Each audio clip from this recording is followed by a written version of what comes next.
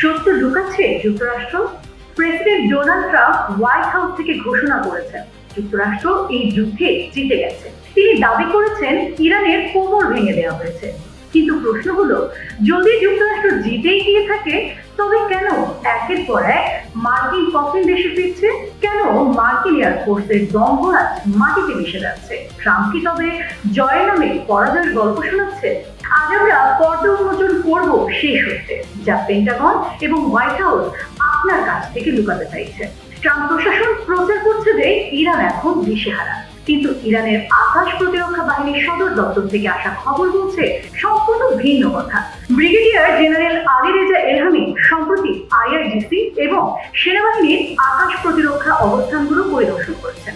তার দেওয়া তথ্য অনুযায়ী মার্কিন বাহিনীর ক্ষয়ক্ষতির তালিকাটি এতটাই দীর্ঘ যে তা শুনলে যে কোনো সামরিক বিশেষজ্ঞের কপালে ভাঁজ করবে। জেনারেল এলহামের রিপোর্ট অনুযায়ী ইরানি ইউনিটগুলো সফলভাবে ধ্বংস করেছে শত্রুপক্ষে 160টিরও বেশি ড্রোন এবং কয়েক ডজন ক্রুজ ক্ষেপণাস্ত্র। তালিকায় আছে পেন্টাগনের সবচেয়ে গর্বের MQ-9 র্যাপার ড্রোন, রয়েছে অত্যাধুনিক হার্মেস এবং লুকাস মডেলের ড্রোন। ট্রাম্প বলছেন সবকিছু নিয়ন্ত্রণে, কিন্তু 160টি ড্রোন ভূপাতিত হওয়া কোনো ছোটখাটো বিষয় নয়। এটি মার্কিন প্রযুক্তির শ্রেষ্ঠত্বকে সরাসরি চ্যালেঞ্জের মুখে ঠেলে দিয়েছে।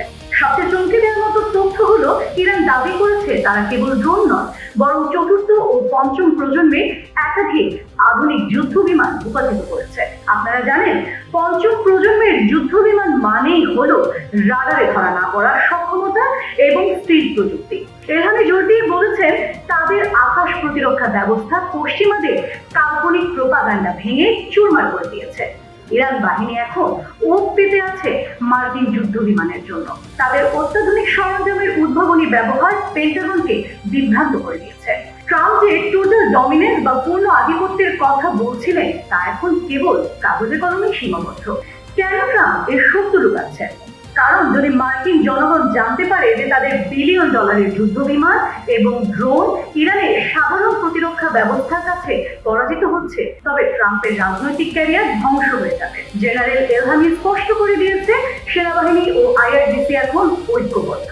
তাদের সমন্বিত এয়ার ডিফেন্স নেটওয়ার্ক ইরানকে একটি অবৈধ দুর্গে পরিণত করেছে। ফলে ট্রাম্পের বিজয় দাবি এখন কেবল একটি রাজনৈতিক স্ট্যান্ড ছাড়া আর কিছুই নয়। যুদ্ধক্ষেত্রে যখন ড্রোন আর যুদ্ধ বিমান একের পর এক ধ্বংস হচ্ছে, তখন হোয়াইট হাউসে জয়ের উল্লাসটি কেবল পরাজয় লুকানোর চেষ্টা।